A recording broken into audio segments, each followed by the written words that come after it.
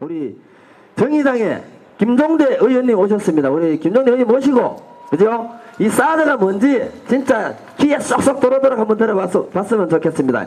예, 큰 함성과 박수로 모시겠습니다.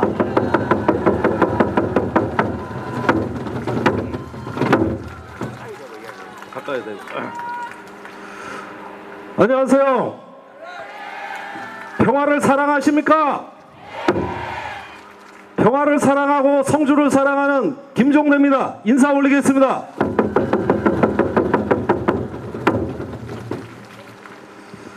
저는 성주에 요즘 벌써 두 번째 내려오고 있습니다. 얼마 전에 성산포대 갔었죠. 밤에 보면은 별이 쏟아질 것 같이 아름다운 이 산이 평화의 공원이 됐으면 얼마나 좋겠습니까? 그런데 이제 미군 부대가 성주를 차지하게 됐습니다. 단순한 전자파 문제가 아닙니다. 경상북도에 미군 부대가 또 하나 생기는 것이고, 이 성주가 엄청난 영향권에 들어갑니다. 저는 오늘 군사 전문가로서 사드에 대한 교양 강좌 같은 걸 부탁드렸습니다만은, 사실은 국회에서 사드에 대해 설명해도 국회의원들도 잘 알아듣질 못합니다. 국방부 장관도 몰라요. 이 사드는 대한민국에서 아무도 모르는 괴물덩어리입니다. 사드에 대해서 우리가 아는 거라고는 국방부 검토팀이 미국에 가서 딱 한 번 견학한 것이 전부입니다. 세부적인 운영 개념을 알려고 해도 미국이 보여주질 않는답니다. 왜 안 보여주겠습니까? 아직 공개할 수 없는 무기체계예요.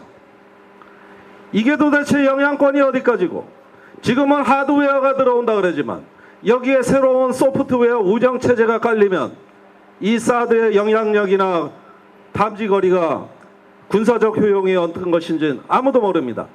여기 오늘 아주머니들 많이 나오셨어요. 제가 한 가지 여쭙겠습니다. 그러지 않아도 매달 보험료 나가는 게 허리가 휠 지경인데, 남편이 아내 몰래 생명보험 좋은 거 하나 나왔다고 가서 덜컥 불량상품 하나 가입해가지고 매달 알지도 못하는 보험 상품에 돈 쑥쑥 빠져나가면은 여러분들 그 남편 꼴 보고 싶겠습니까? 보험 상품을 구입하려면 규약은 읽어봐야 될 거 아닙니까? 노후의 보장은 얼마나 되는지, 내가 다쳤을 때 보상금은 얼마 나오는지 알고 구입해야 될 거 아닙니까? 이 사드가 안보를 위해서 들어온다는 건 일종의 보험 상품인데, 그 군사적 효용은 우리한테 보여주지도 않습니다. 아내 몰래 그런 불량 상품에 가입하는 남편 보셨습니까? 그런데 이 사드가 바로 전시에 얼만큼 우리를 지켜줄지도 모르고 얼마만한 돈이 나갈지도 모르는 불량 보험 상품 아니고 무엇이겠습니까?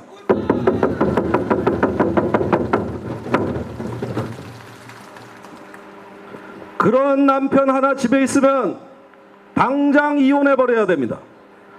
지금 이 정부가 사드를 배치한다면 성주하고 이혼해버려야 됩니다.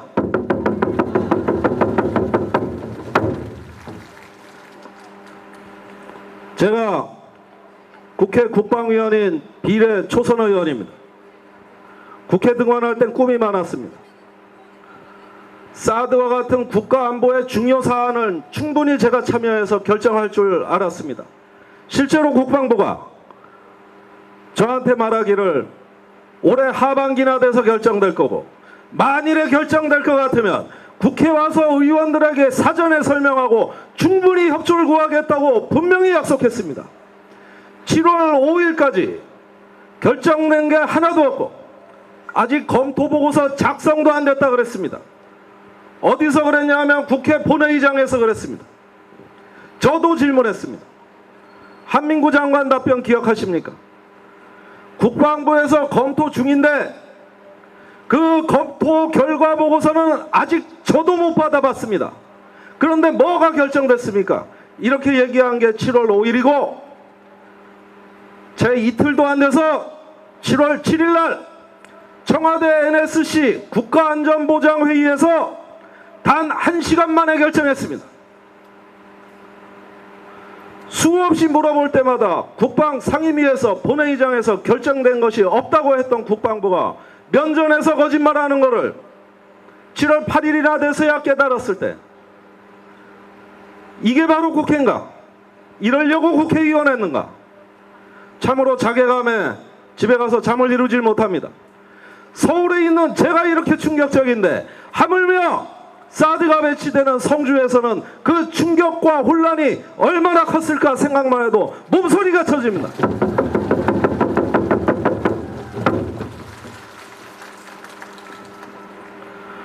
이렇게 입만 열면 거짓말하는 국방부가 이제 성주 국민들 앞에 와서 협의체 구성하자고 합니다. 여기에 무슨 진정성이 있습니까? 사실 사드가 배치된다는 건 한반도 정세, 동아시아 정세, 한반도의 지정학이 바뀌는 대사건입니다. 사드가 어떻게 일개 포병 중대입니까? 이 사드는 주변 사강관계를 다 재검토할 수 있는, 다 변경이 일어나는 한반도 지정학의 대사건입니다. 이것이 아무도 예상하지 못했고 결정 안 하겠다고 하던 국방부가 청와대에 불려가더니 단 1시간 만에 결정됐다고 했을 때 그 배후에 보이지 않는 손을 저는 잘 알고 있습니다. 이것은 곧 대선이 다가오는 미국 정치판에서 중국 때리기를 하기 위해 한반도를 사드의 실험장으로 선포한 일종의 미국발 태평양을 건너온 하나의 지진파라고 할 수 있습니다.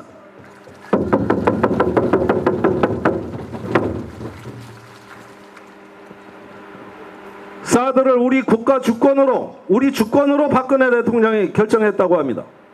진정한 국가 주권은 전쟁이냐 평화를 결정하는 게 주권입니다. 그런데 사드가 들어오면 이제는 중국과 러시아가 핵미사일을 한반도를 향해 그 포수를 돌립니다. 남북한은 주연이 아니라 조연으로 밀려나고 이제는 강대국 정치의 시대가 열리면은 전쟁과 평화를 우리 손으로 결정 못합니다.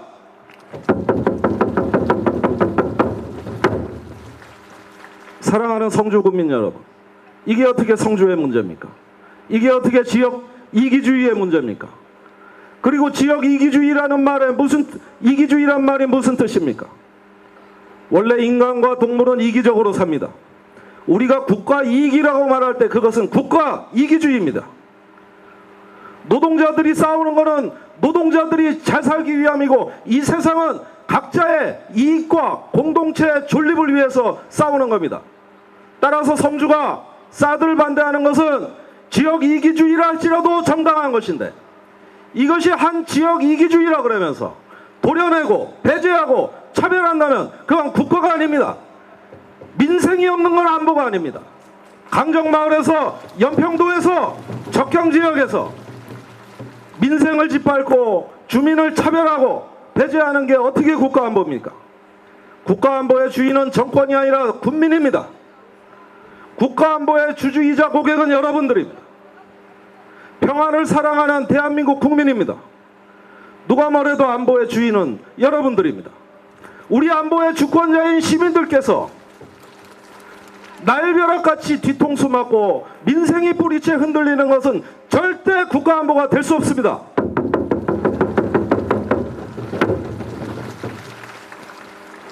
말이 자꾸 길어지는 거 보니까 제가 성주에 온 게 왠지 타지 같지 않고 고향 같습니다. 조금 길어져도 괜찮겠습니까? 사랑하는 성주 국민 여러분, 국무총리가 이 군청에 오던 날 저도 왔었습니다. 성산 1위에서 95세 나이 드신 할머니께서 제 손을 잡고 놓아주질 않습니다.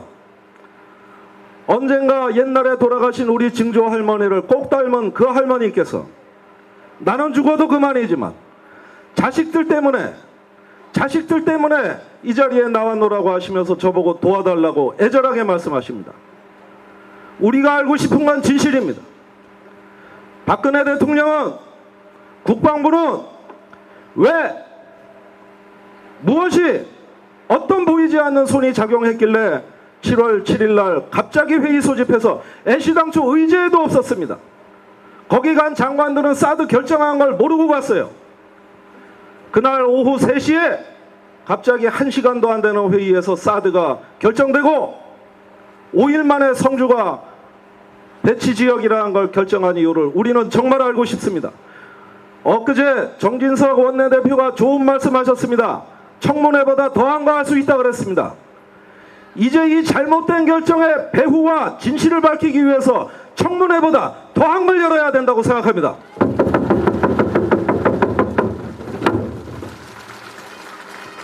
국민 여러분,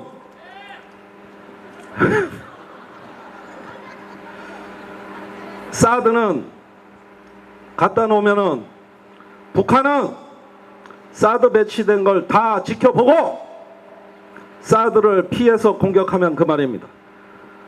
북한의 핵 개발은 아직 진행 중입니다. 그러면 공격자의 의도가 공격 양상이 아직 확정되지 않았는데 미리 방어 개념을 다 만들고 미리 방어 무기를 다 배치하는 것은 군사 전략이 없습니다. 그것은 공격자의 의도를 보고 방어 태세를 갖추는 것인데 우리는 지레 북한이 노동미사일과 무수단 미사일 같은 장거리 미사일을 원래는 하와이나 괌에 발사하는 미사일을 수직으로 발사해서 수직으로 떨어뜨린다고 이야기하면서 사드를 배치하고 있습니다. 그런데 이 땅에 전 세계에 수직으로 발사해서 수직으로 떨어지는 미사일은 없습니다. 그건 미사일이 아니라 박격포입니다. 미사일을 박격포처럼 써먹겠다고 우리가 가정하고 이런 비현실적인 가정하에서 사드를 정당화했습니다. 그 이전까지 국방부는 사드는 한반도 지형에 안 맞는다고 갖다 놔봤자 소용없다고 말한 당사자가 바로 우리 국방부였습니다. 그런데 어느 날 갑자기 괴담이 나왔는데 그게 북한이 핵미사일을 이런 엉터리로 쏜다는 얘기인데 이게 괴담이 아니면 뭐가 괴담입니까?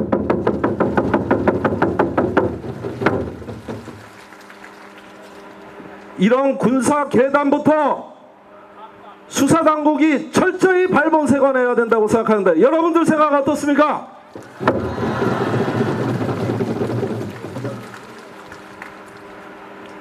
무슨 북한하고 무기체계를 갖고 장난을 하는 것도 아니고 돈이 한두 푼 드는 것도 아니고 사드 갖다 놔도 다 막는 것도 아니고 이러는 가운데 밑빠진 독에 물 붓기식으로 이미 포화 상태가 된 한반도에 최첨단 전략 무기들이 차곡차곡 쌓이고 있습니다.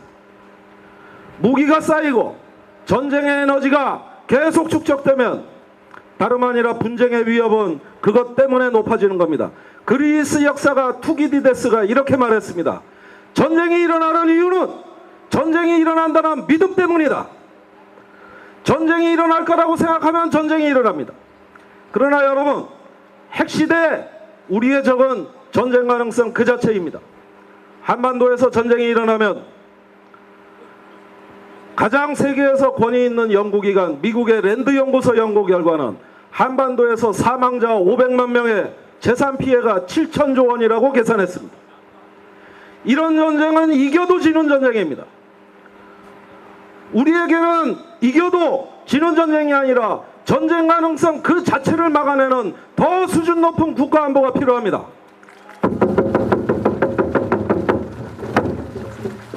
이제 성주는 경상북도의 성주가 아니고 전 세계의 평화의 대한민국의 보석 같은 평화의 메시지를 전파하는 이 시대의 십자가요 우리들의 보석입니다.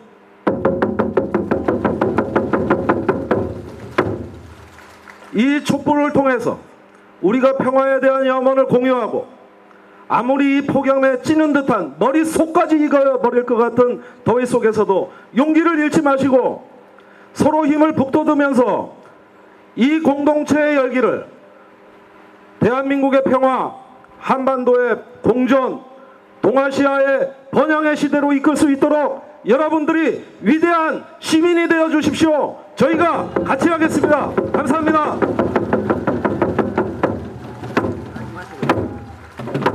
예.